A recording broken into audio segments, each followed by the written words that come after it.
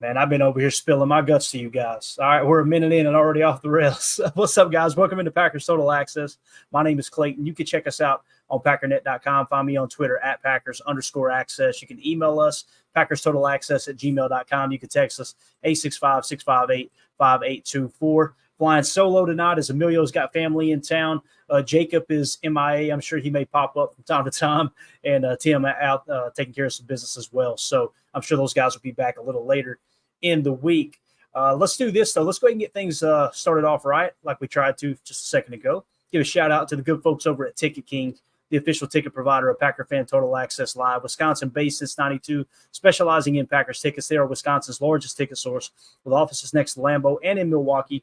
Just click on the link in the video description that'll send you to theticketking.com, where you can register for free as a customer and go ahead and start shopping for your Packers tickets. Again, that's Ticket King, the official ticket provider of Packer Fan Total Access Live. We appreciate them supporting us. All right, so let's just kind of dive into some stuff right off the bat. First of all, we got a super chat. I want to give a special shout out to Jay. Thank you so much, buddy. He says, Willis looked like a young Aaron Brooks out there during the game. I don't want to hear any more LaFleur slander after this. Jay, me and you were on the same page, Bob. Going into that game, the big thing for me was like, okay, if LaFleur somehow, some way pulls out a win here with a guy who has basically been in the offense for what? I kept hearing 19 days. I've heard 3 weeks. I've heard, a bunch of different numbers. Regardless, less than a month he had to learn this offense and learn it on the fly and do it in a way where they just went ahead and threw him on the active roster too. So it's not like LaFleur had any kind of cushion, any kind of fallback plan as far as that goes right off the bat, especially in week 1, I should say. Now, obviously, they elevated Sean Clifford yesterday as the backup. But, I'm with you, dude. Like, the game plan that LaFleur put together, and we kind of talked about it during the week, like, you got to use jet motion. You got to be able to use that jet motion to keep their linebackers off tilt, right, and kind of off balance and not being able to key in on the run too much. But I did not expect the pony package with Jaden Reed in the backfield, which I thought that was phenomenal. And the cool thing, for those of you who don't know, the pony package, it's real simple. When you see the double sidecar shotgun sets, that's what the Packers refer to as the pony package. But more specifically, when they had 2 running backs in the backfield, they really wanted to make that work with Aaron Jones, both Aaron Jones and A.J. Dillon. Hopefully you guys can hear me now, right? I think we're good. Yeah, okay. So they wanted to make that work with A.J. Dillon and Aaron Jones. The problem was every time they ran it, they would just motion A.J. Dillon out of the backfield and hand the ball to Aaron Jones. And it was like there was nothing ever set up. And part of it was probably because they couldn't get or establish any success out of that set. So they just kind of, let's scrap it. It seemed like they went away from it fairly soon, and rightfully so, because they struggled. Yesterday, you get a whole different wrinkle to it. When you put Jaden Reed in as the second back in the backfield in that pony package, here's what happens. When they would go to Aaron Jones, A.J. Dillon, you're showing a 21 personnel. So on 21, regardless of if the Packers were going to use him as a fullback or not, 2 running backs would probably signal they're probably going to run the football, right? So you go to your base sets. You go to your base defensive set, and you key in on the run. The beautiful thing about the pony package we seen last night, or yesterday, I should say, and I hope we continue to see it all season long, is you did it with a wide receiver. So you're still in 11 personnel. And by the way, it's the wide receiver that was leading the league leading the NFL in receiving yards in week 1. So when he's on the field, in no way, shape, or form are you looking at him like he may go to the backfield and be a running back. You've got to treat him like he's a true wideout. And here's the thing.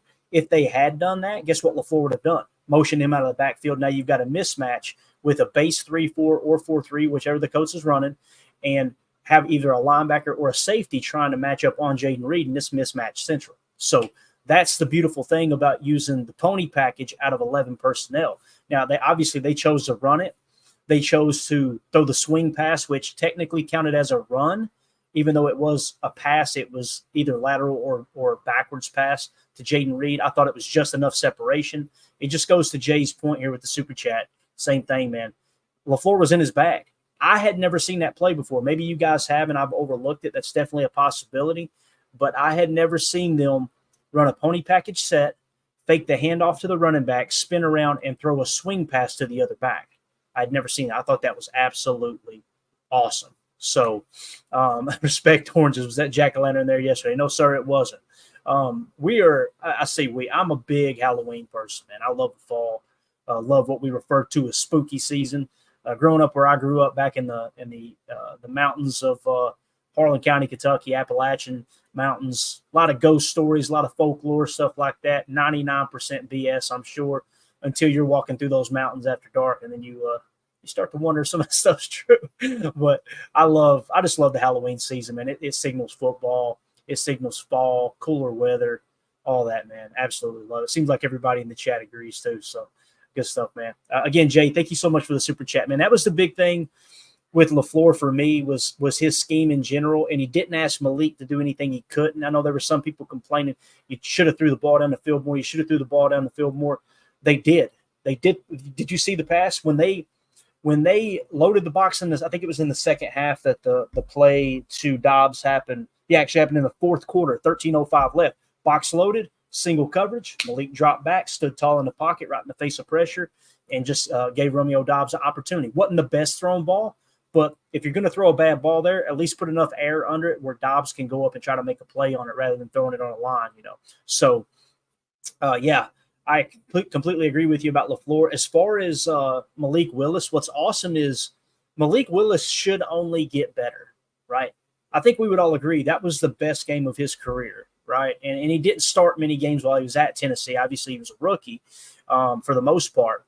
But the fact that his best game came on short notice, less than 3 weeks of preparing in an offense, and you get that best game, it really says a lot about Tom Clements. It says a lot about Adam Stinovich, and it damn sure says a lot about Matt LaFleur. I think he's only going to get better with time. The other great thing too, Jay, is Malik Willis has got 2 years on his contract. We got him this year and next year at a little over $1 million per. So fairly cheap. I shouldn't say fairly, extremely cheap backup. And it seems like he's already showing more promise than Sean Clifford, who, by the way, you've got as an insurance policy sitting on the practice squad, right? So pretty darn cool, man. Let's see.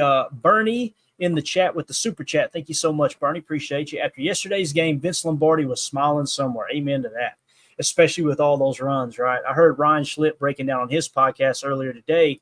I think it was the first time that the Packers had ran the ball that much since maybe like Donnie Anderson. It was something like that. So that would have been Vince Lombardi's days, obviously, unless it was right after Vince left, went to Washington, and of course, unfortunately, passed away shortly after he went to Washington. But yeah, that's I guarantee you, Lombardi loved that type of ball yesterday. It was a lot of fun to watch, and we have Chalk Talk almost ready. If I had known I was flying solo tonight, I probably would have rushed Chalk Talk out, but I've got 1 or 2 more plays to break down and completely describe through text on the screen for you guys and gals. So we'll be doing that tomorrow. We'll definitely be doing Chalk Talk tomorrow. That way Wednesday we can move right along to the Tennessee game and start previewing that, which I got to be real. Between Emilio's help and people in the chat bringing information about the Colts, I thought we did one heck of a job kind of preparing for the Colts. And that's what we want this show to be, is like, how is the team looking at things? We don't want to look at it through the eyes of a casual fan. We want to look at it like, okay, what truly matters here? What's important to the coaching staff? What are they trying to stop? Who are those Tuesday players that they need to contain, right? Who are those players? What are some of their tendencies? Where do they like to throw the football? How often do they like to run compared to the pass? Where is the quarterback most comfortable with pressure coming from? You want to try to make him throw to the side of the field that he's uncomfortable throwing to. All those things came into factor, and lo and behold, we broke down. I wouldn't say we broke down, but we showed an interception that Anthony Richardson threw the week before, where it was kind of a deeper mid-range pass across the middle on the left side, and he loves to target to the left. But we said, don't give him those deep shots and make him layer those passes in. And the reason being is he's not very good at it. Dude's got a cannon of an arm. He's extremely athletic. He's only played like 18 games as a starter in football. That includes college. That's just wild to think about. So he's very raw. So he's not created that ability to be able to kind of tether those passes in, layer them in underneath the coverage. So he threw an interception that, if you go back and watch it, guys, it's almost identical. I mean, almost identical to the Xavier McKinney interception. Mid to deep crosser right at the hash, overshoots the target, goes directly to the DB, uncontested, essentially. So we kind of spotted that, like, okay, let's make him play underneath. That's part of the game plan. His pass chart showed he liked to throw to the left, so be waiting on that. That was part of the game plan. Try to force him to throw right, and later in the game, he was forced to throw right. Eric Wilson gets an interception on that side of the ball. Everything just – there was nothing that kind of took us off guard, which is awesome, you know. So as a fan base and, you know, the listeners, like I said, Emilio, Tim, Jacob, everybody, we kind of put our heads together and we came up with a pretty good game plan. That was awesome. So, Bernie, thank you so much for the super chat. We appreciate you, Buck. Jay with another super chat. Appreciate you, pal. He says, maybe a dumb question, but how likely do you think it is that Green Bay begins to us Willis in that Taysom Hill I'm sure is what he meant. Use Willis in that Taysom Hill Saints format. Do you think the Packers would ever commit to that kind of scheme? Taysom Hill, I would say my answer would be a strong no, Jay. And the reason being Taysom Hill's built like a tight end. And they were able to kind of work him in as that hybrid tight end. Malik is such a smaller stature guy. I think he's a little over 6 foot tall, I believe. I could never see them working him in like that.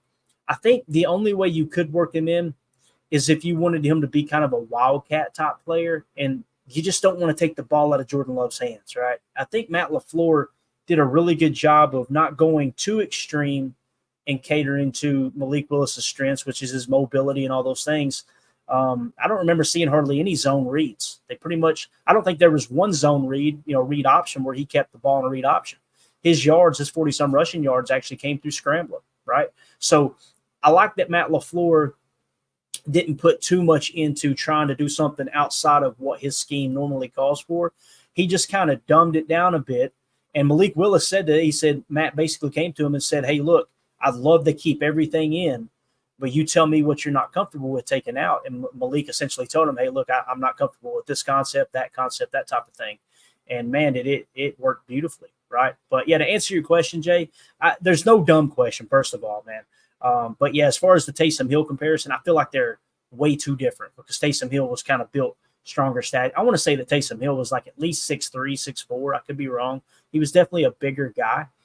If we're truly talking about the same person there with the Saints, I'm sure we'd have to be. But Taysom Hill, man, that was one of the guys that got away, man. He was a fun one to watch for sure. I'd like to have been able to see what Aaron could have done with him at the tight end position. It's just we weren't really looking at him that way when he was in Green Bay, right? He was just kind of a backup quarterback. But, again, thank you for the super chat, Jay. Appreciate you, bub. All right, it's going to be hard, like I said, to be able to identify the chats other than the super chats, gang, but I'll try to check in from time to time here. Let's see what 2 this says.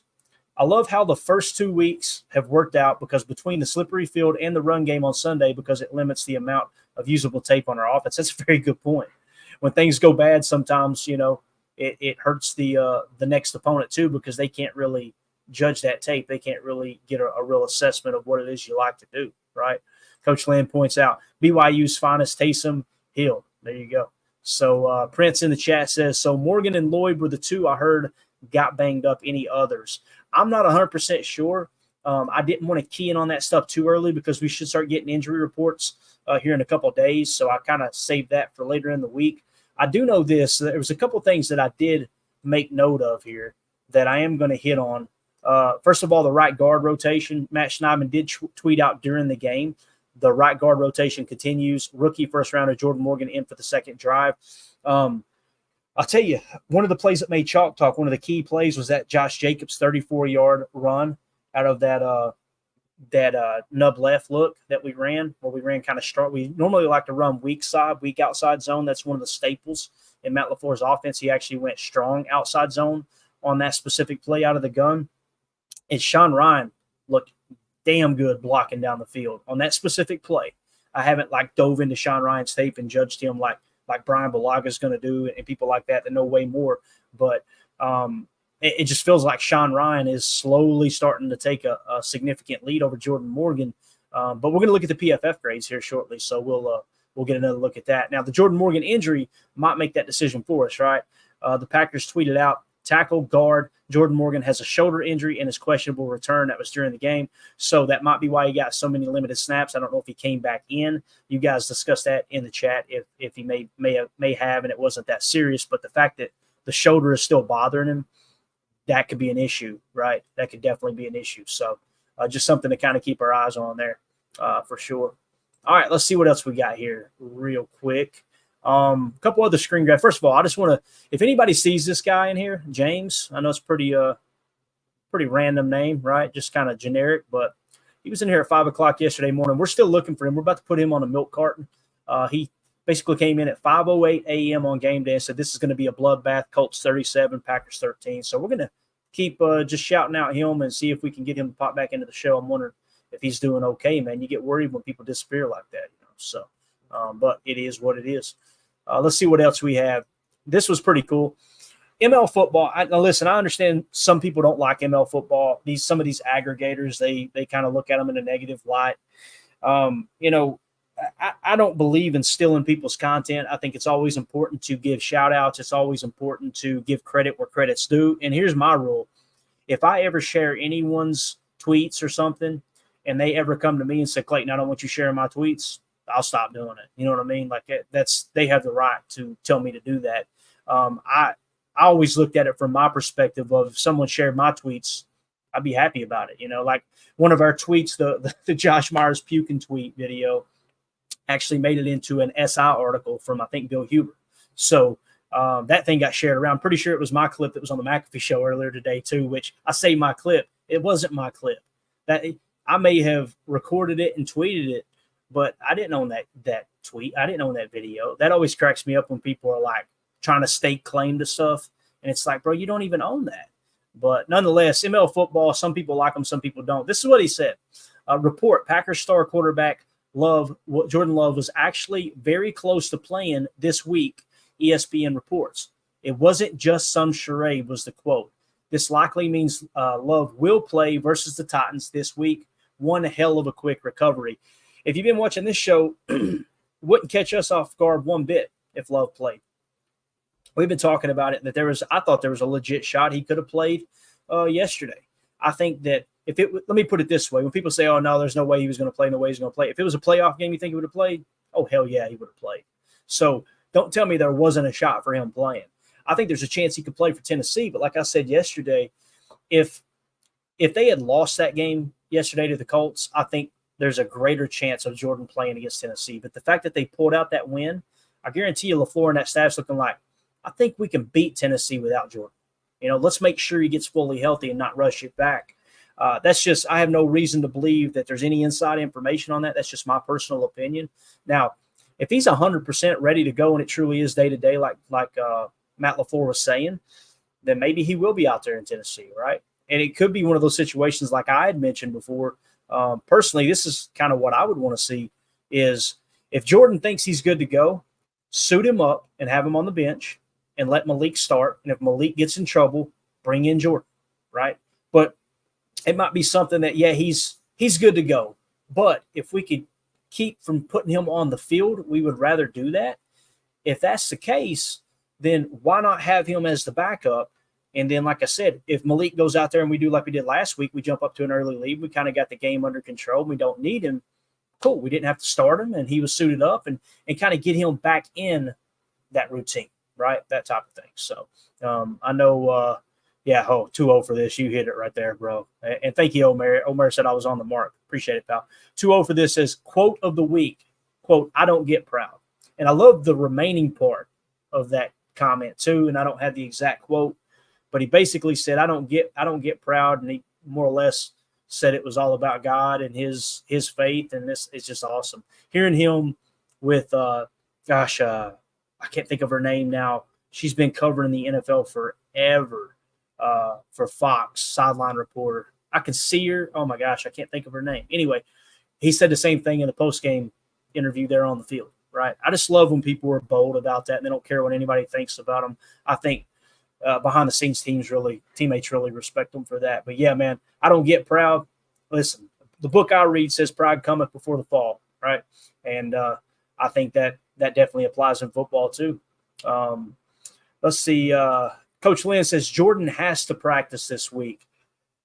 Yeah, I think it would be best. You know, it's one thing, Coach, that you play in week one, you sit out all practice all week, and then you go out there and play in week two. But if you sit for 2 straight weeks, that's when some rust can really form, right? So that's a great point. Maybe it is out of the question for him to even play backup or anything like that.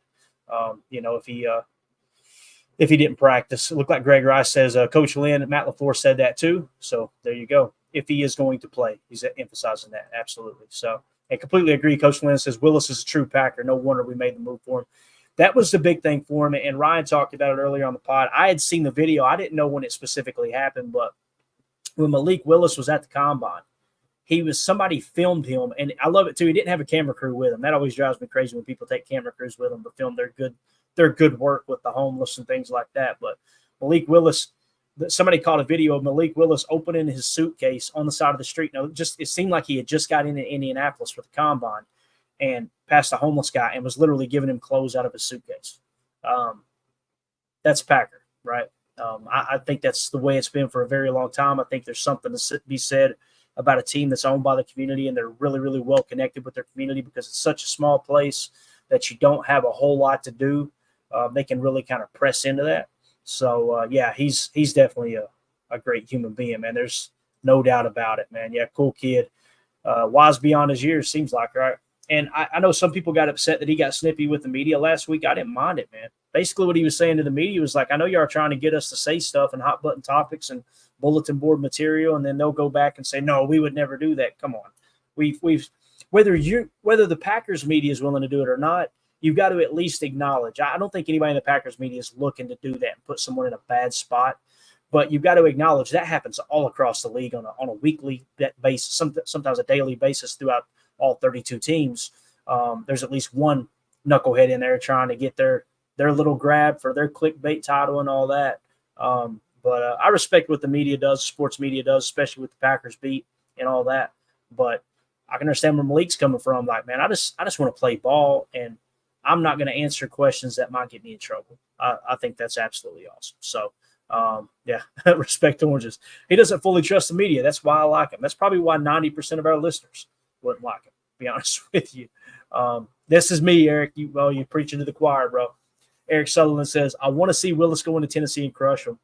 Milio keeps laughing at me because the game we're going to, I'm like, Malik Willis revenge tour, baby.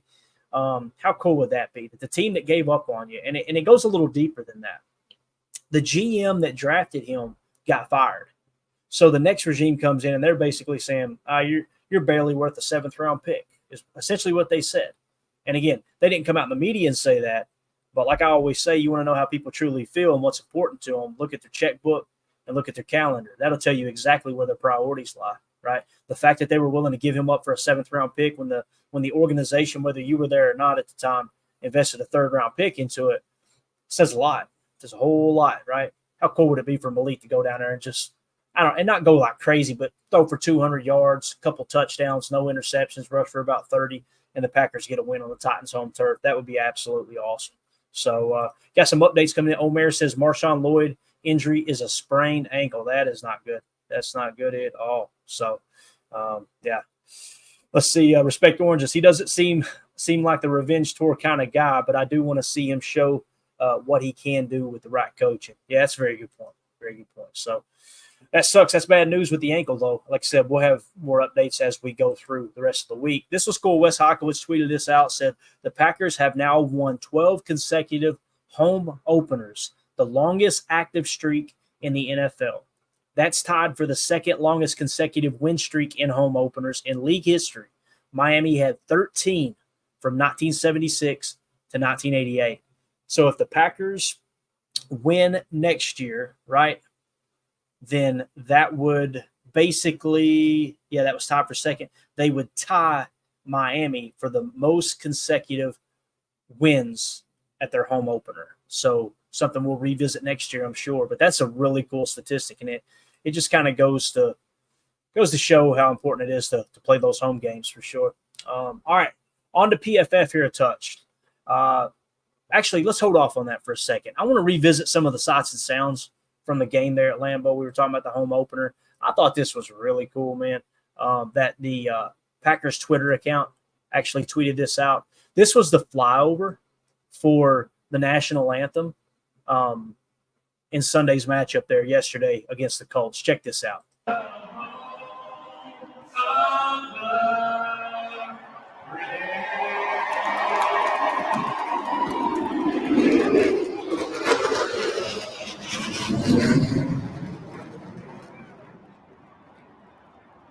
I would say it doesn't get any better than Lambeau Field. Look at that beautiful blue sky. Place was absolutely packed.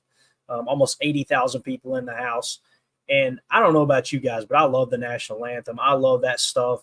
From the time that I was a young child, man, I remember one of my first rear end whoopings was trying to talk during the national anthem as a little kid.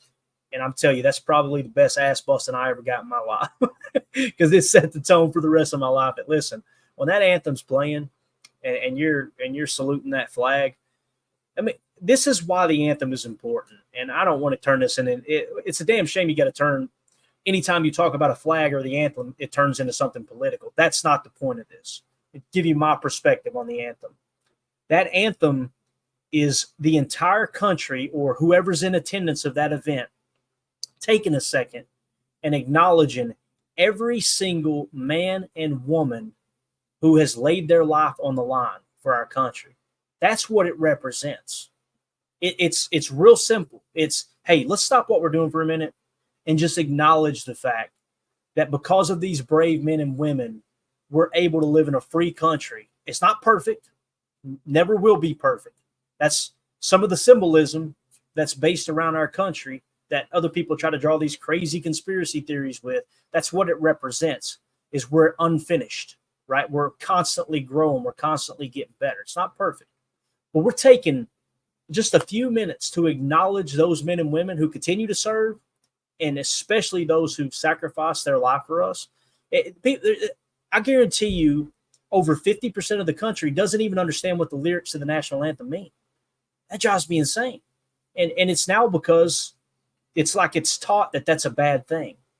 It just blows my mind, man, how twisted things can get. So I don't know. I love it, man. I love everything about it. And again, we're not a perfect country. We got a lot of things to fix, but as long as we stick together, we can fix those things. So I thought that was cool, though, at Lambeau. The flyover was absolutely awesome. Another scene here, too, and this was tweeted out by Kyle.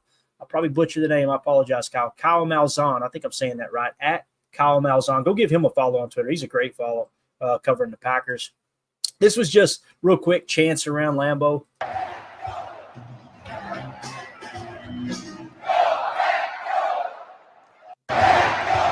Listen to that. So they were rowdy, man. And again, that's Kyle Malzahn that tweeted that out. He said there's something about Lambeau Field and 77,000 fans chanting in unison. Packers fans are a different breed, special place. Amen. I love that early in the season you get these beautiful, as Wayne Larrabee says, sun-splashed afternoons at Lambeau Field. And then as soon as you get past the fall, you get the frozen tundra of land. I love it, man. I just absolutely love it. That stadium is probably the main, one of, if not the biggest reasons why I became a Packer fan was it's like, I got to go check that place out. Everybody keeps talking about it. Went to one game and I was hooked. It was over. That was all the way back in 2003. So, all right. So immediately following the game, obviously Matt LaFleur is fired up. I want to share this real quick. Packers tweeted this out on Twitter. Absolutely awesome, man. This was Matt LaFleur's reaction and post-game speech. If you got kids in the room, you're going to hear some beeped out words. If you don't want to have to explain that, ear muffle them or just mute the mic or mute the pod for a second, the show here on YouTube. But Matt LaFleur was absolutely fired up, man. The way he walks in here, look at his face. That dude, that's a look of everybody on the face of the planet didn't think we could get this win. And look at what we just did as a team, as a group. Let's hear what Coach LaFleur had to say. Hey, bring it up nice and tight. Let's go. Come on, bring it in here. I'm so damn proud of this football team. Everybody in here, man. We talked about playing complimentary football. That was complimentary football at its finest. Give it up for yourself. How about our defense? 10.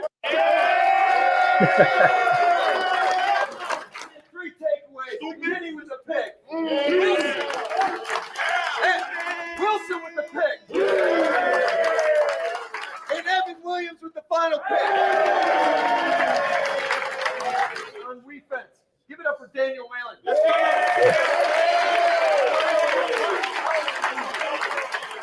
3 punts inside the 20-yard line.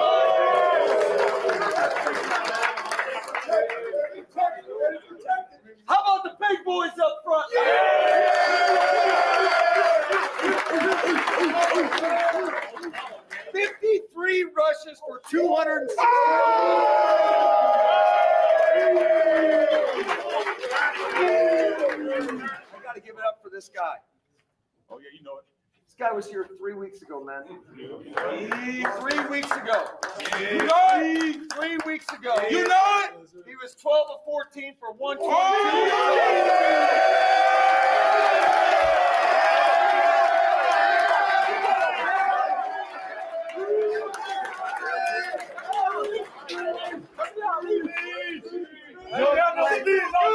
I just appreciate y'all boys helping me out along the way, bro. Instilling confidence in me and helping me, go out there and play. Doing y'all got to do.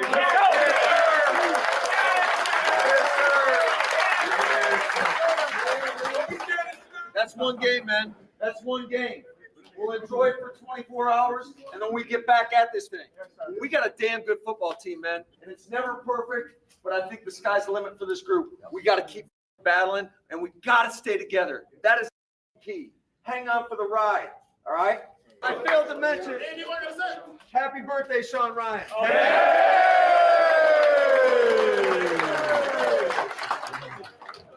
Hey. Man, great freaking win today. Celebrated 24 to 36 hours. But the best teams, man, keep going from here, man. It ain't no teetering. The best teams keep going, and we all going to stay together and stick together as one and have each other back from here on out. Let's get it, man. Let's get it. Pack on 3, 1, 2, 3. Love it. I like Jair came in there and said, yeah, after coach said we're going to celebrate it for 24, what do you say, 24 hours? 24, 36 hours. All right, let's get a little extra out of that. Yeah, it was a cool win, man. I love football. I absolutely love it. It's just, I don't know, man.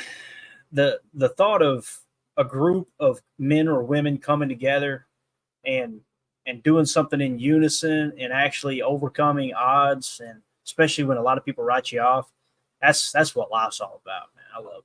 Absolutely love it. So that's why you even during a loss, I try to focus on the positive stuff on the post-game show. Like, all right, here's the things we need to fix, but we had some good here too, because it's like we wait all year long for football season to get here, and some people waiting all year long for football season to get here. As soon as it gets here, they just try to find everything negative about it, miserable. And I think the part that bothers me the most is they speak in a tone that's like, but if we don't fix this, we're not going to be – we? What?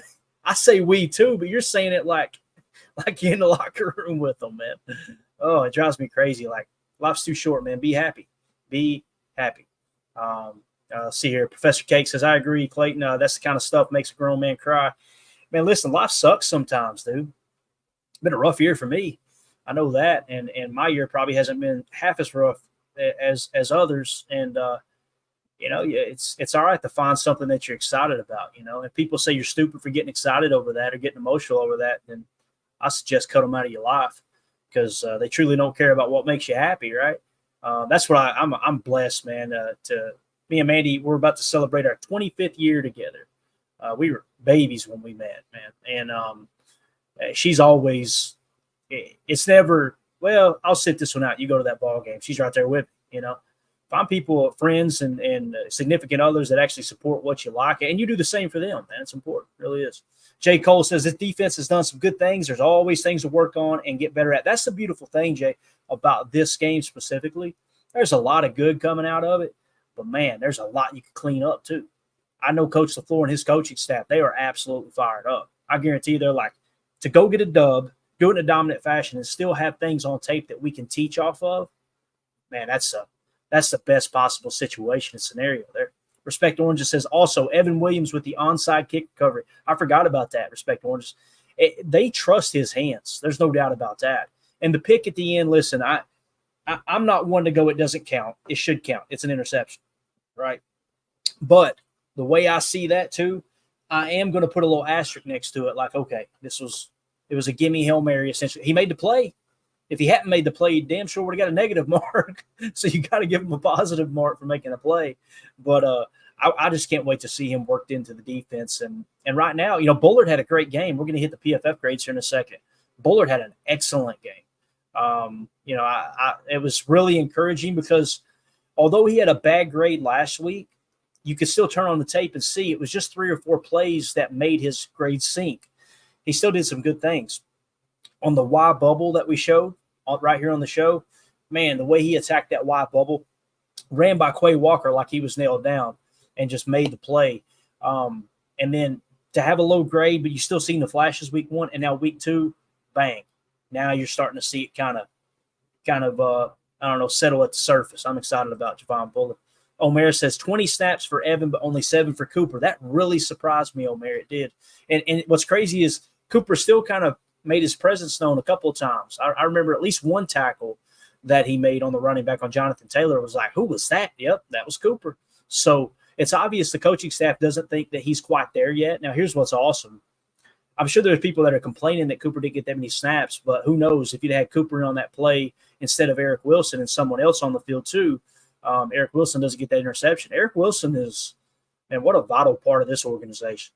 I mean, you've seen it. I know we lost the game to the 49ers in the playoffs last year, but recovering that fumble on the punt return or whatever it was, kick return, absolutely huge. He just always does his job. He's always toward the top as far as PFF grades for special teams. And then to come in and contribute on that specific play where they were in a 4-3 look, if I remember correctly. So we'll do that on Chalk Talk tomorrow as well. Greg Rice says, I voted for QB2 for game ball, unlike most of you, with the funny face emoji. So if you guys look in the YouTube comment section, you'll see a poll question, and it was who deserved the game ball in Sunday's win over the Colts. And the options were Josh Jacobs, Xavier McKinney, offensive line, or Malik Willis. And it's obvious who voted for Xavier McKinney. It's only 1% for Xavier McKinney. But right now the poll is Josh Jacobs leads the way at 45%. Offensive line is second at 30%. Malik Willis third at 24%. Xavier McKinney fourth at 1%. So that's how the poll question is sitting right now. So make sure you guys go vote. Also, take a quick second, hit that like button for us. We appreciate y'all hanging out with us this evening. Eric Sutherland says, I'm happier than hell for Willis. Hell of a young man there. He is, dude. Again, I'm excited to see him get his opportunities now in a limited fashion, obviously, hopefully some mop-up time and build a resume for himself. So maybe he gets an opportunity to be a starter somewhere else, whether it be through a trade or what have you when he goes to hit free agency. I'm just excited that he's going to be the backup for the next couple of years. And again, he should only get better. I say should because there's a chance he regresses, but he should only get better from here on out. There's no doubt about it. So let's see what else we got. I think we're pretty well caught up in the chat there. I hit on this on the postgame show. And in case you guys, I know not everybody was watching the postgame show. I want to hit it again. The tweet that I put out with Josh Myers throwing up, and I'm going to mute this here or pause it. So if you go frame by frame on this, you'll see Josh Myers right here. And he's just going to holler Ralph real quick. All right, throw up. I was literally watching the game, charting the game. I was charting several different players. And I'm watching the game, and I'm like, it's puked. And it got about 30 seconds down the road. I'm like, why don't I record that real quick? So I threw it up there. And then, of course, Matt LaFleur was kind of asked about it after the game. Here was Matt LaFleur's comment on Josh Myers throwing up. At the time, I thought Josh Myers, and you heard me on the postgame show, I thought he moved enough to the left. Veteran move, by the way, for any of us who have had one too many daddy sodas at Lambeau Field. He had a good angle. I thought he had good technique getting that head sideways to get the, poor Elton. I thought he might have got a little residual there. But evidently, he didn't turn his head enough. Here's what Matt LaFleur had to say. You praised him a few times today. I mean, there's Elton got sick, Josh got sick. There's a video of that. Just how hard was it? Those guys, saying was 80 whatever degrees out there. Yeah, I asked Malik why he didn't throw the ball on that third down, and he told me that Josh threw up on the ball. I was like, that's the first time I've ever heard that. Matter of fact, the official came over to me, Sean came over to me and said, we saw your center thrown up on the ball. Do you want us to take him out next time? I said, absolutely. Please do that because, you're talking about a critical situation, and it's third down, and I've never had a throw with vomit on a football. So I don't know. I don't think Malik probably didn't appreciate that. God, I wish we could have had that conversation recorded. Could you imagine the look on Malik's face when he came over and LaFleur said, why don't you throw that ball on third down? I guarantee you the look on his face was like, you really want to know? I'll tell you. And you can see, too, I think it was Cheesehead TV or someone else tweeted out a video, and they caught the behind the quarterback cam. Malik catches the ball, drops back, takes his throwing hand off the ball, and wipes it on his pants, and then goes back to the ball and realizes, I still can't throw this football. So just absolutely awesome, man. Football is the only sport where you get those kind of situations, no doubt about it. So, we got something playing in. All right, get that straightened out. That's the end of hour 1. For those of you listening on the pod, we will see you on the other side for hour 2. Appreciate y'all. All right. It's a little bit different flying solo, gang. We're doing it, though. We're making it happen. Let me double check. Nothing else in the chat there. So let's move on to some PFF grades. That sound good, gang? Yeah, it does. Thanks. Appreciate you responding. So first things first, the highest graded Packers in week 2 versus the Colts, okay? Javon Bullard, 78.3. Josh Jacobs, 77.2. Romeo Dobbs, 74.4. Dontavion Wicks, let's go, 73.9. Love to see that bounce back game. And look at Jair Alexander, gang, 70.7. That's a minimum of 25 snaps. Eric Wilson was actually the highest graded player, if I remember correctly. However, he didn't meet that 25 snap minimum. I love that they throw that in there on some of these tweets. So again, Javon Bullard, guys, when was the last time we had a rookie DB grading out in the 70s, upper 70s like that? Think about it. I don't even know if Ja did his rookie year. His rookie year, Jair, I want to say he finished the season in the 60s, I believe. And the next year he took a huge jump because we were really excited about Eric Stokes because his rookie year he finished in the 60s, right? So the fact that Javon Bullard grading out 78.3, absolutely huge. Josh Jacobs getting back on track. Romeo Dobbs having a great game. Dontavion Wicks getting back on track. And again, Ja, that's what we're looking for. Just here's the thing, like I don't want to dog on Ja too much because he played much better in this game than he did the Eagles. Granted, he wouldn't have to cover A.J. Brown, but he played much better in this game. The problem with Jair is he's very good, right? You know, we always say you overpay for great, you never overpay for good. I personally, and I'm not saying I'm right and anyone else is wrong, I personally believe that Jair hasn't been great for a couple of years now. That's just me. I think he's been very good.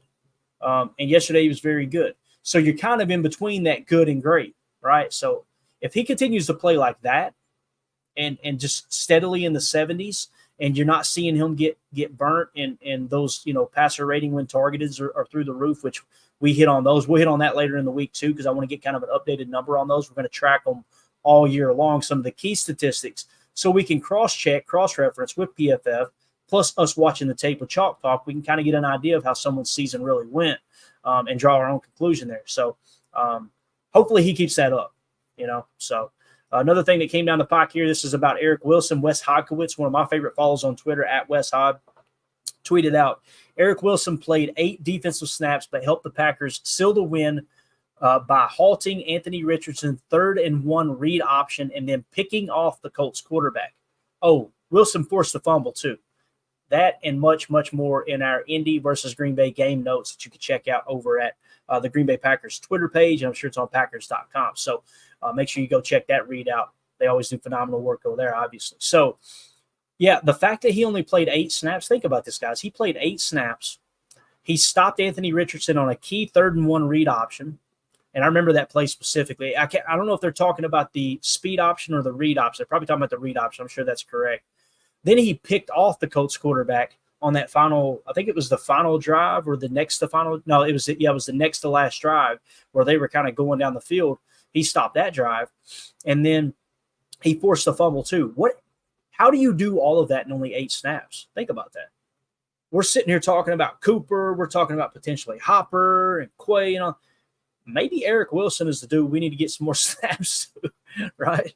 It just seems like we got some pretty decent depth. It really does, man. So I'm excited to see what Eric Wilson does moving forward. And the dude is just an absolute animal when it comes to staying in shape and all that stuff. You know he's going to be available all year. He takes care of his body. He takes it serious. So that's something I think that's very, very important there. So, all right, let's move on to PFF grades. I'm going to go ahead and kill my cam real quick. That way we can zoom this in full screen too. And yeah, that I don't know, you may be able to hit that right there. Let's go full screen just in case. So make sure I'm not muted here. I apologize for that when we kicked off. We'll have to do some editing on the podcast. You guys will never know what happened. You're saying, Clayton, we do now. You're right. Okay, so let's look at the overall PFF grades through 2 weeks now, okay? And unfortunately, we're going to have to sort it by least first, okay? Green Bay currently is sitting as the 9th lowest graded team in the NFL. Think about that. according to PFF overall, they're saying, man, you guys, we're not saying your team is this bad, but you performed at this level. That's what PFF grades are. It's not saying, hey, your team is bad. It's saying this is how you've played in these games. And it's always important to add that context in there too. And listen, PFF isn't everything, right? We say that over and over. I'm going to continue to say it over and over and over. They have flaws just like every other analytics community and every other website does too. The goal is to try to navigate around those flaws and get the best information we can. But overall, they're a 64.8 right now. Offensively, they're a 71.2. That makes them the 10th highest graded offense in the NFL right now. Passing-wise, they're currently at a 65.4, okay? That puts them in the 17th spot as far as passing offense. Pass blocking, however, Green Bay has an 80.5, so they're the third highest graded pass blocking team in the NFL. No surprise there. They just continue to do well in pass blocking and how they build their offensive line. Receiving grade, they're 11th at a 68.0. Not bad. Borderline top 10, right? Running grade. So this is on the running plays here. How well do they grade out running wise? They're 12th at a 74.7. So not too bad. As you can see, nothing is in the orange. You have a dark yellow as an overall grade as a team, but offensively, they've been pretty damn good. Again, offensively, 71.2, passing 65.4, pass blocking 80.5, receiving 68.0, running grade 74.7, run blocking 62.3. That 62.3 puts them in the number 22 spot, run blocking wise. It's just the same old story every year. The Packers find a way to win, obviously, but their pass blocking is right there at the top of the list, and their run blocking is a little closer to the bottom. And I think a lot of it has to do with the emphasis they put on some of the RPO matchups and some of these zone run schemes that I think PFF kind of struggles to grade exactly what they're supposed to do. And that's a very ignorant statement because I don't have any facts to back that up. It's just that the way the Packers choose to run the ball, it does make me wonder because the running backs always have a high yards per carry. Aaron Jones always had a high yards per carry. However, when you see him, he's cutting all over the field away from the gap he was supposed to be in. So maybe it is true that the run blocking isn't that great. Let's move on to the defensive side of the ball. Defensively, they're a 56.1 according to PFF. That's fifth from the bottom of the list, okay? So not that good, bub. What's the worst? One of the worst aspects has been the run defense at a 49.0. Again, this is how they've played against the run. Tackling grade, 13th in the league, 60.5. That feels like it might be a little better than last year. I could be wrong. I don't feel like we were ever close to the top 10 in tackle grade, so maybe they're putting some emphasis there. Pass rush grade, 6th worst in the league at 55.3. Coverage grade is 19th in the league at a 64.4. And then special teams, the Packers are 6th from the bottom at a 56.9. So again, on defense, you are there. PFF is saying you performed like a bottom 5 defense. We held the Colts to 10 points yesterday. It still didn't grade out well. And how is that? I guarantee it's the takeaways. We had 3 takeaways, 2 if you remove the Evan Williams on the Hail Mary at the end. Now, here's the interesting stat. If I heard correctly today, the Packers actually did not score off of any of those turnovers. That's a problem. That's a big problem, right? So it's important to make sure you're getting points, right, as you're getting those turnovers, or else, I mean, yeah, you're stopping their drive, and that is important. You'd rather have that than not have the turnover, don't get me wrong, but you got to start turning them into points, right? It's very, very crucial, no doubt about it. So, again, that's where you sit as far as the rankings as a team. Now, let's jump in to the first 2 weeks of the season. Week 1, overall, we graded out as a 60.3. Let me get that a little closer for y'all. Hopefully that's a little bit better. Let's leave it right there. Okay. So week 1 against the Eagles, they were a 60.3. Week 2, they improved to a 68.0 overall PFF grade. So you're seeing some improvement there as a team. Offensively, they're pretty much right where they were week 1 with the Eagles game, 69.4. This week against the Colts, 70.0. Passing grade, this is really interesting. Jordan Love versus the Eagles, their passing grade as a team was 60.7. Yesterday with Malik Willis, their passing grade as a team, 72.3. So 12 points higher. Now, I'm not trying to create a quarterback controversy. Please don't take that the wrong way. But it is worth mentioning that, listen, when Love gets back, probably going to see the passing game continue to get better week by week, as long as he's not too rusty coming back off the bench from that injury. And that's kind of what we've seen last year. You're starting to see a trend, right? Last year, you've seen the team get better at passing as the year went on. So definitely worth mentioning there. Pass blocking against the Eagles, 77.7. Pass blocking against the Colts, 80.9. So you're seeing a little increase there. Receiving grade against the Eagles, 63.9. Against the Colts, 71.2. Got better there. Running grade, 73.2 against the Eagles, 70.8 against the Colts. Dropped a few points, but right there in the same ballpark, right? Run blocking against the Eagles, 70.8 PFF grade in run blocking as a team. Against the Colts, 56.9.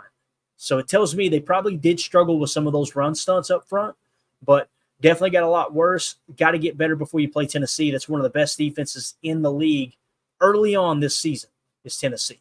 So let's see. Defensively, week 1, 50.7. Week 2, 64.0. So we got better there. Run defense grade. Week 1, 52.5. Week 2 against the Colts, 48.6. So you got worse there. Tackle grade against the Eagles, 62.9. Against the Colts, 57.1. Got worse in the tackle column.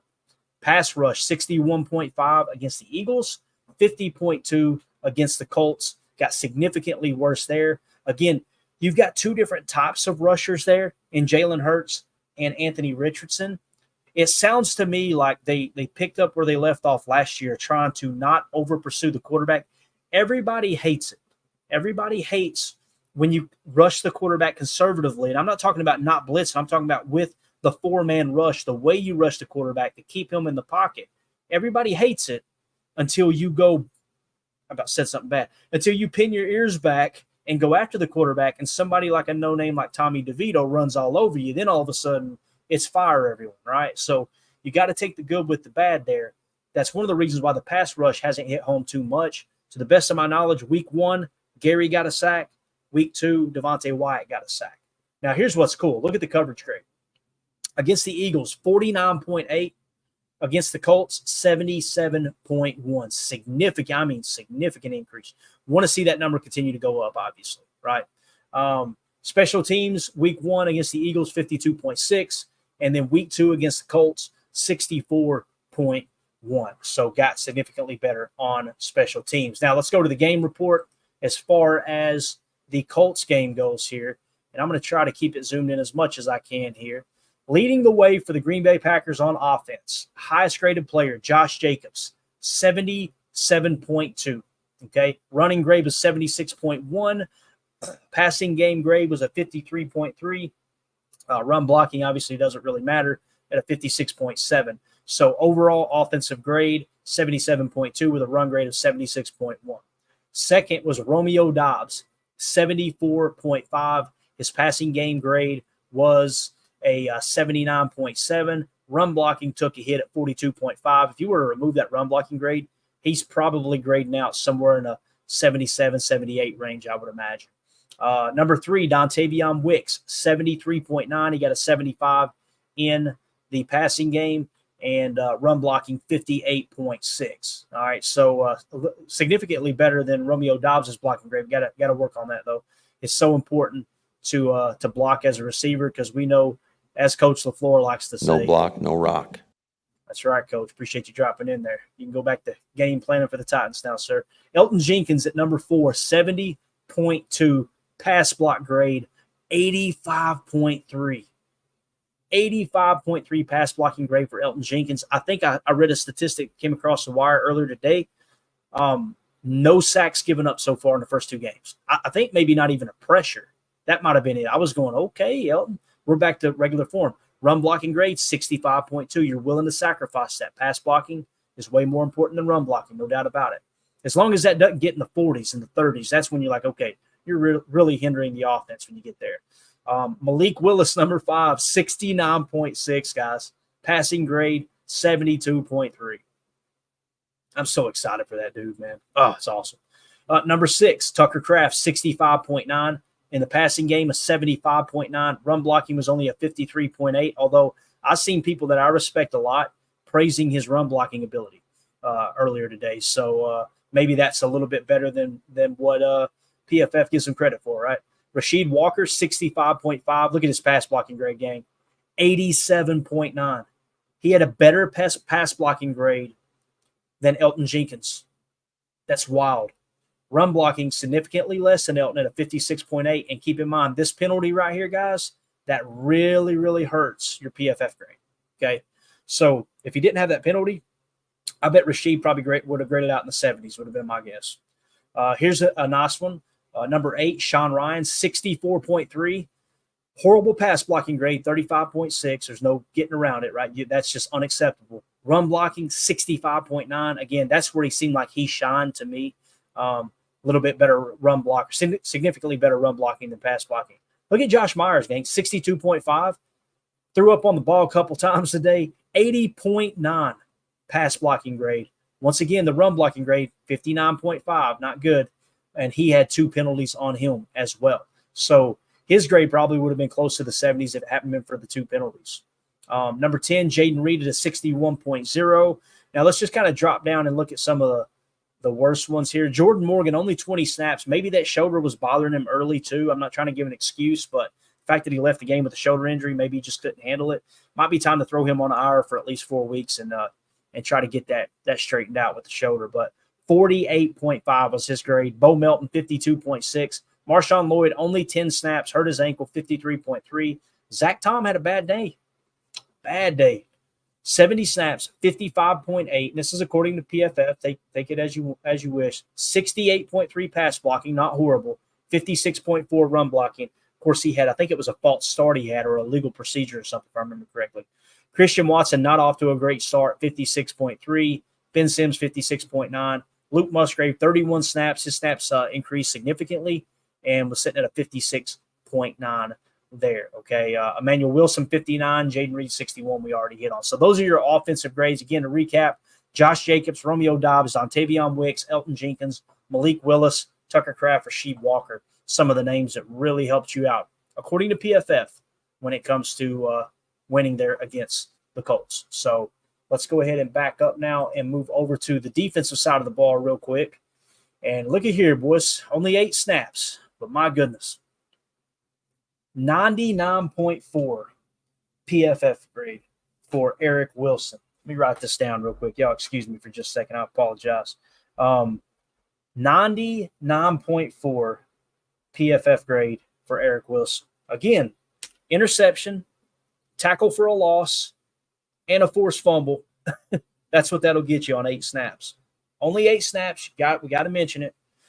Tackle grade was a 29.2. That's wild to think about. He got a great coverage grade, obviously. If you watch that play back, and we will on Chalk Talk, it was a phenomenal technique covering. It was almost like a skinny post is what I remember it being like. Kind of like he was trying to get vert and thought, I can beat this linebacker. Eric Wilson ran stride for stride with him, made a great diving hands catch. Ball definitely didn't hit the ground. I mean, it was just, hell of a catch. Probably the best catch of the day. But again, Eric Wilson, 99.4 is just wild. I'm most excited about Javon Bullard's PFF grade, 78.3. And again, tackle grade, 85. Coverage grade, 73.3. Run defense with a run fit, 66.2. Let's go.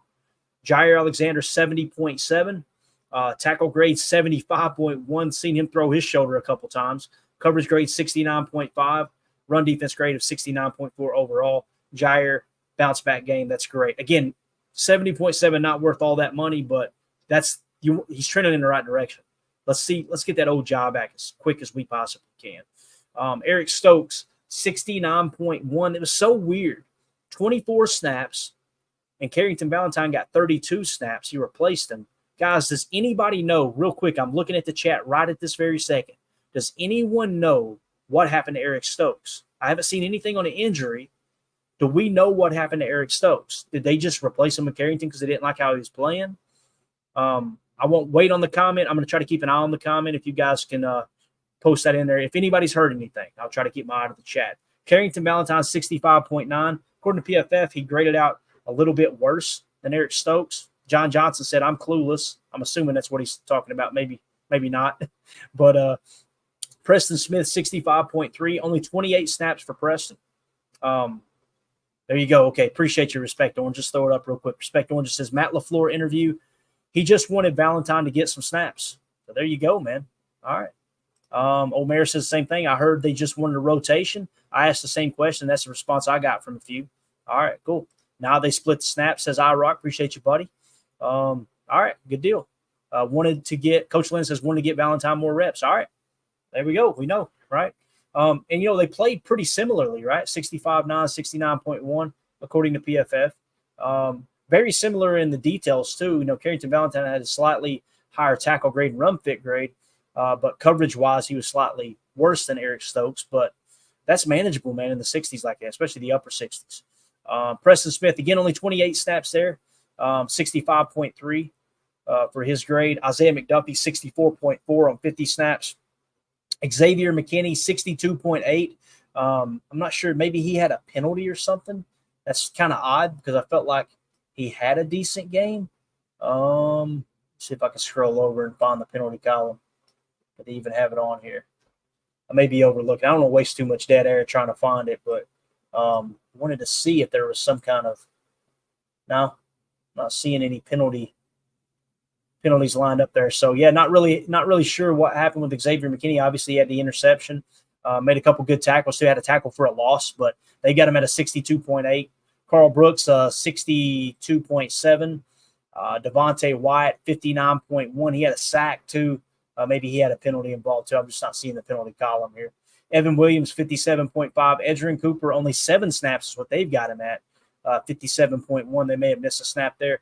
Keyshawn Nixon drops to a 52.9. TJ Slayton, only 19 snaps, 49.2. Let's see. Kenny Clark, 48.6. Kenny's kind of a hot button topic. What we said all year last year, gang, well, it's just because he's playing in this 34 jam. He's 2-gapping. Finally get to see him 1 gap. We're only 2 games in, right? But not really setting the world on fire. And listen, I understand there's going to be people that, and I agree to a certain extent too. Like PFF, how much stock should you put in PFF? I think it's very valuable, but again, it doesn't mean it's 100% accurate. Everything else is wrong. But my big thing with Kenny is like, look at the other big name D tackles across the league. And maybe you may seem like you may think it's unfair to judge him that way, but guys, he's been one of the highest paid defensive tackles for the last several years. Like, you should be getting Quinnen Williams top results, return on that investment, And maybe I'm being too hard. You guys let me know. But you can say, okay, well, I don't trust the PFF grade. Okay, well, where's the sacks? We're talking about, okay, the sack totals the pressures are going to amp up, right? We're in 1 gap now. Tried to tell everybody last year when we were in our nickel defense, we were still in 1 gap. You're only in 2 gap looks out of the 34 front, which came 15, 20% of the snaps. Hopefully he gets it together, man. Lucas Van Ness, only 19 snaps, 47.2. Obviously, he had the huge penalty. I guarantee he got docked big time for that. Nonetheless, it still wouldn't have been a great grade. Rashawn Gary, you guys know I'm the president of the Rashawn Gary fan club, but 45.5, Lord have mercy. Kingsley Enagbare, 43.7. And then Quay Walker, man, that's been the big talking point, 40.1. Here's what's crazy. You look at these grades, right? Your starting mock, 40.1. Your best pass rusher, 45.5. Your first-round pick from last year, 47.2 pass rusher. Your 3-tech, your true 3, top dollar, top of the market when it comes to salary cap hit, defensive tackle Kenny Clark, 48.6. Keyshawn Nixon, your starting slot corner, 52.9. Devontae Wyatt, first-round pick, defensive tackle, 59.1, right? Bad grades, right? We only held them 10 points. Like, we still held them to 10 points. Imagine when these grades do get turned around. You know what I'm saying? Like, maybe I'm being too optimistic, but, man, that would be that's wild to think about how good this defense could be when they're actually playing good ball. And I think it is a testament to Colts played bad football yesterday. I haven't even looked at theirs, and really I don't care. We probably won't even look at them. But let's move on to special teams real quick because it's very important in my opinion. Remember, Eric Wilson, only 8 snaps on defense, but had the highest PFF grade on our defensive side of the ball. He's the highest graded special teams player, too. 17 snaps. Looked like he had the most snaps on special teams, 65.5. Kingsley Enagbare proving a little worth there, 64.9. Matt Orzik had a good day, 64.2 at long snapper. Evan Williams, 63.0. We've seen him recover the onside kick as well. Tyron Hopper, 62.6, 10 snaps. You're getting some work out of the rook there. Bo Melton, 7 snaps, 62.1. Edgerrin Cooper, 5 snaps, 61.8. Javon Bullard, 12 snaps, 61.7. Zane Anderson, 14 snaps, 61.4. As far as stinking up the joint in special teams, Isaiah McDuffie, 59.2 on 6 snaps. 8 snaps, TJ Slayton, 59.9. Tucker Kraft, 11 snaps, 59.9. So what's crazy about this win is the Packers did not play their best ball game, right? And we still got a win with a backup quarterback leading the way, right? The running game got going. It's just, man, I don't know. It feels like even with the low scores, I'm coming out feeling more like there's so much more out there for the Packers in regards of getting better. You know what I'm saying? Like, that's just wild to think about, that we haven't even scratched the surface on what the potential is of this team, and we already stole a win away that we probably shouldn't have got. Keep in mind, and I misquoted this yesterday, and what I meant to say on the postgame show was the fact that you were 3-point underdogs at home, right? Here's the big thing. You're 3-point underdogs at home.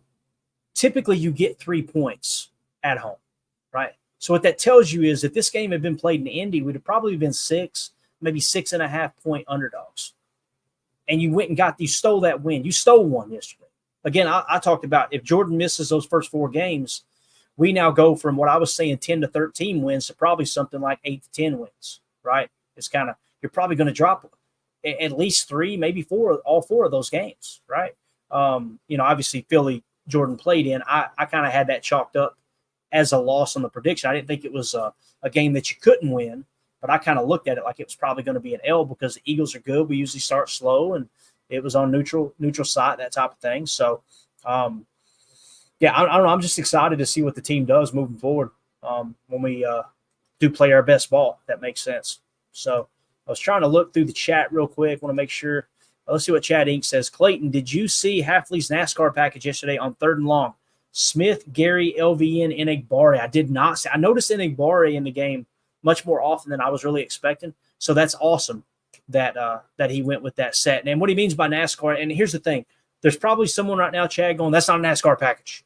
NASCAR package is when all 6 linebackers are pass rushers. Everybody looks at it a little different.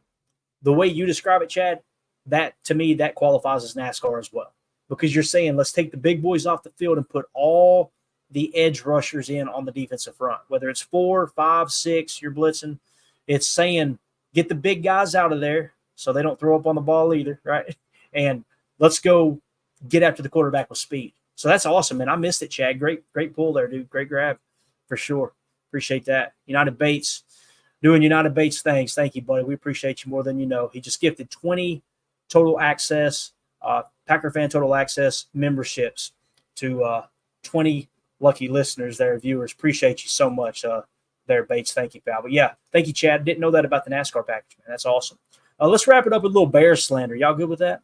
If we could, go ahead and hit that like button for us. Feel free to share the stream. Appreciate y'all hanging out with us. If you like this kind of content, make sure you subscribe to the channel. We go live daily. And tomorrow we'll be doing a Chalk Talk segment for sure. So, Caleb Williams, man, last night, that was me and Ryan were texting late last night, and I was like, man, I got to get up so early. I'm still battling. I'm pretty sure I've had COVID. I've been battling the Rona for the last 2 weeks. I'm still not over it. Hopefully we're getting over it. Today was a pretty weak day, to be honest with you, but it was like 11:20 last night. I was texting Ryan, I need to go to bed, but I can't stop watching this game, man. I love it because Caleb Williams was just absolutely struggling, man. It was so bad. But ML Football tweeted this out. Historically bad.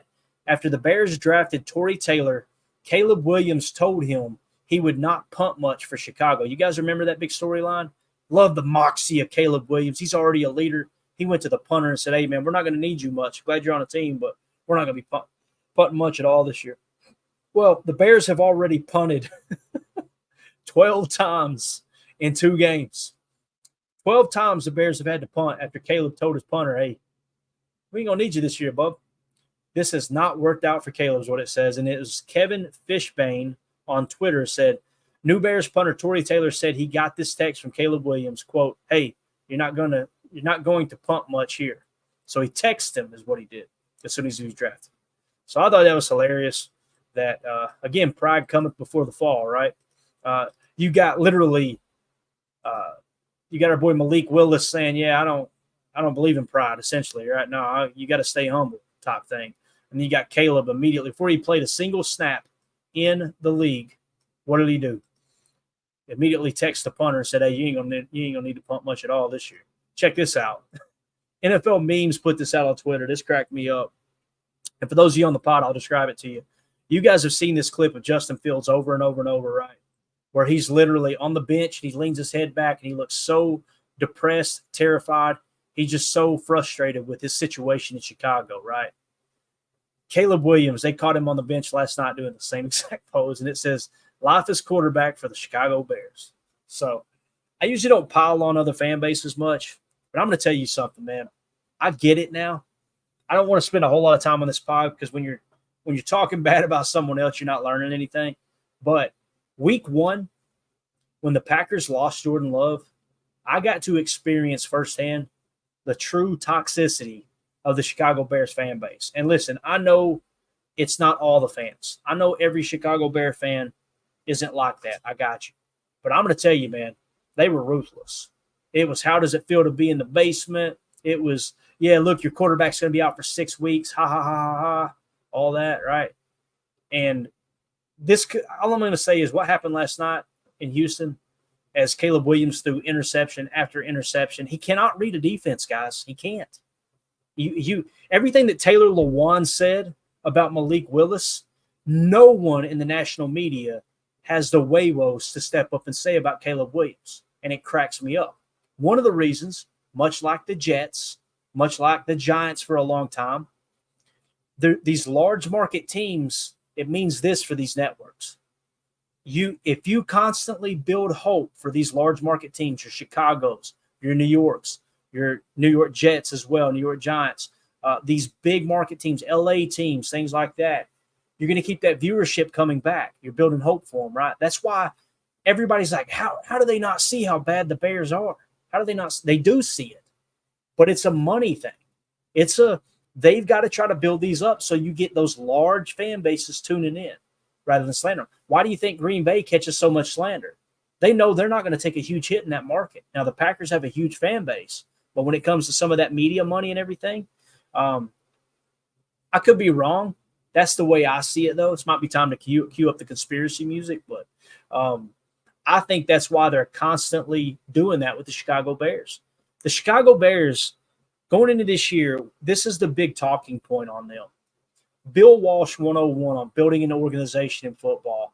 Wide receiver is the very last piece you put in place. And when you think of Bill Walsh and his 49ers, and we've talked about this extensively, when you talk about the 49ers under Bill Walsh, you think Jerry Rice, don't you?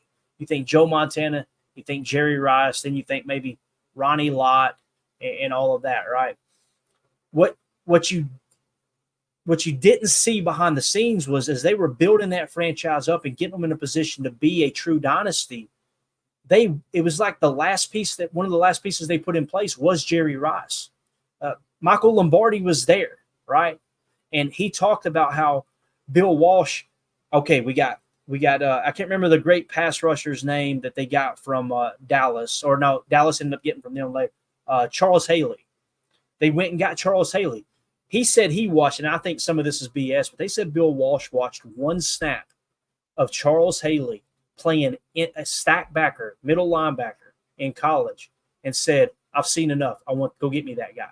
And he converted him to a pass rusher. You got your pass rusher in place. Get the hog mollies up front. You got your quarterback in Joe Montana. You got Ronnie Lott, the captain of your defense in the secondary, right?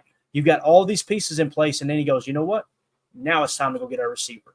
And they go get Jerry Rice. They actually took Jerry Rice and another receiver in the same draft. Or, no, they were going to take the other receiver, and he gets taken. If I remember this story correctly, you guys can go look it up on YouTube. It's called like caught up in the draft, 1985 or whatever year it was, Jerry Rice came out. Phenomenal story. They had two receivers. Jerry Rice was graded higher than the other guy. And they were nervous about taking the other guy because he's going to go well before Jerry Rice. Long story short, they didn't get the other guy. They missed on him. They got Jerry Rice, who was graded lower, and Jerry Rice goes on to be the greatest receiver in the history of the game. Thin threads, man. Thin threads. But again, the point of that was the last piece you put in place is wide receiver. That's just Bill Walsh 101. What did the Bears do? The Bears claimed they had the franchise quarterback in Mitch Trubisky. They didn't. They wasted a ton of money building around him, and it didn't work. They claimed they had the franchise quarterback in Justin Fields. Same thing, trying to put stuff around him and just odds and ends spots, and didn't have him. This year, Caleb Williams. They're doing the same thing with Caleb. What's the first thing they did? They kind of did it for Justin too, but carrying into Caleb. Let's go get him two great receivers. Did you see that offensive line last night? Absolute cheeks. It was absolute cheeks.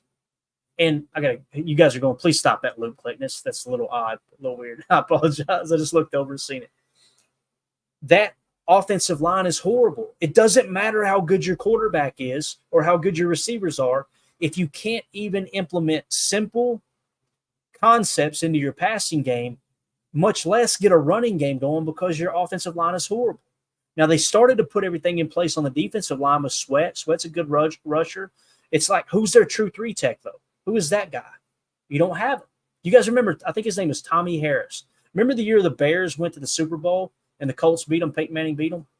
If I remember correctly, Tommy Harris was their defensive tackle. There's your three tech. You've got to build on those tier one positions of importance.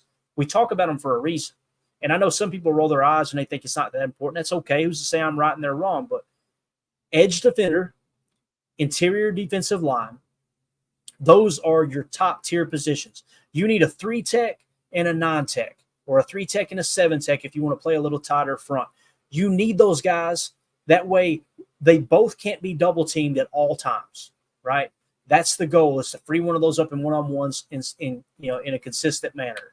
When you look at Kansas City, how they're built, they've always had a decent edge rusher, and they've got Chris Jones. With Chris Jones, they got the 2-for-1. He can play on the inside. He can play anywhere. He can play nose. He can play 1-tech, 2-tech, 3-tech, 4-tech, 5-tech, 6-techs. They put him at wide 9, and he's been effective. When you got that guy, you can constantly exploit mismatches against opposing team's offensive line. If you get pressure in the quarterback's lap, pressure, pick, coverage, sack. When you get good pressure on the quarterback, it's going to lead to turnovers. Turnover leads to a better turnover differential. Turnover differential +2 is like 88% success rate in the NFL. You go +3, it's damn near a slam dunk to win the ball game.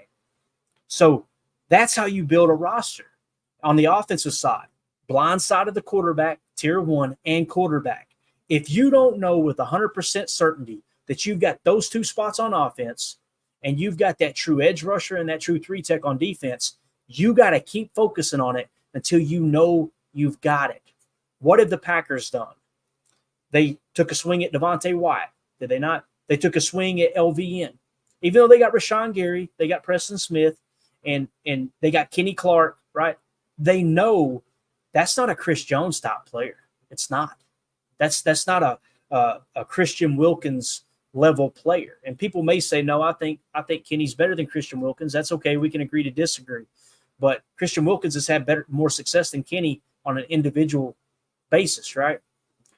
If you focus on getting those 4 pieces in place and now you move on to tier 2, and in my opinion, tier 2 is real simple.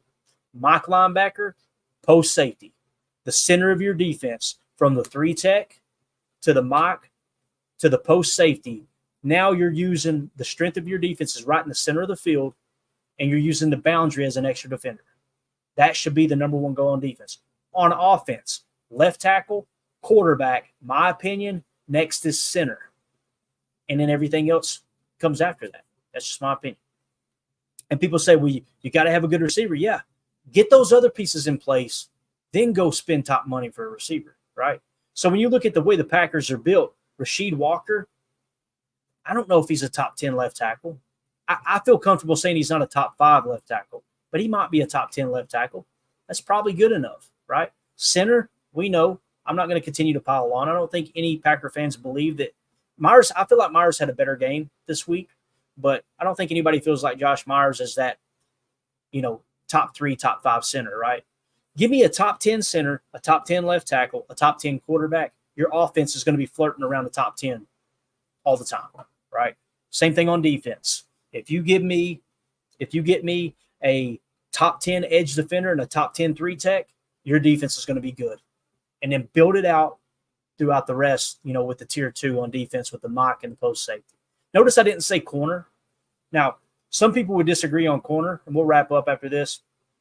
Some people would disagree on corner because the RPO game is so prevalent today, and the best way to disrupt the RPO game is play press. That's why L'Jarius Sneed got so much money in free agency, even though the Chiefs, the reigning Super Bowl champions, said we're not willing to pay that. But he's really good at press coverage, not as good in zone, right? And you're going to be playing zone the majority of the time. But if you want to truly disrupt the RPO game like what Miami does when Tua's healthy, you want to get in there and really bump and run with those guys to be able to play press man. That's one of the reasons why the value has increased a little bit. Corner, and some people believe corner is a tier 1 position of importance now. I'm just not there yet. I'm not. Because, again, L'Jarius Sneed is not a great corner. He's a great press corner, but he's not a great overall corner. The Chiefs went out last year, and they had arguably the best defense in the league, and it is the reason they won the Super Bowl. Not just the game in the Super Bowl itself, but was consistent throughout the season because their defense was so good. How's their defense built? Chris Jones in the middle. They got good linebacker play in the center, right? But mainly that defensive front. That's the main reason they're good. And consistently good. So hopefully that makes sense. Man, we got a bunch of people in here. Appreciate y'all hanging out with us. If y'all would hit that like button, feel free to share. We're out of here. That's going to be it. Tomorrow we're going to be doing Chalk Talk. What we'll do is first half of the show, we'll bring you some updates and anything that's going on in and around the Packers and kind of get y'all caught up to speed on any news that may or may not drop. And then the second half of the show, we'll do Chalk Talk where we're breaking down. Let's see here. I've got 8 plays that I felt like were absolutely the most important plays in the game. These are plays that were on scoring drives. I left off some scores because I felt like the plays leading up to it were more important, like a crucial third down. One of the most important plays of the game, in my opinion, was Tucker Kraft, a 17-yard gain on a 3rd and 9 that ended up keeping the drive alive and led to a Green Bay field goal that made the lead 13-0. You understand that going up 13-0 now, if you're still up just 10-0, the Colts are going to be calling that game much different. They're probably going to lean into the run a little bit more and stay with the run a little bit more. But because you converted that 17-yard pass there to Tucker Kraft, it was absolutely huge. It won't make the highlight reel, right? The things that will make the highlight reel will be the Dontavion Wicks touchdown, which it's in our Chalk Talk, the Romeo Doubs-Moss catch, which is in our Chalk Talk, but the 39-yarder there. But the Tucker Kraft play was huge. The Devontae Wyatt sack too, man. He got that sack on 2nd and 10, and that was in the 3rd quarter. That really set the tone for the second half too. There was 13:55 left in the 3rd quarter, so that was during the middle 8.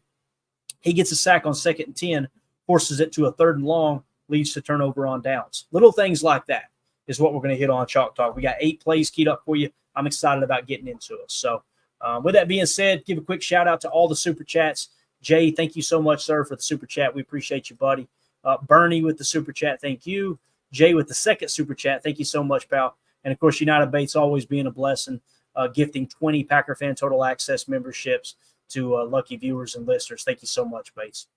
With that being said, for those of you listening on the pod, thank you for making us a part of your day. As always, let's go out and be the change we want to see in the world. And go Pack Go.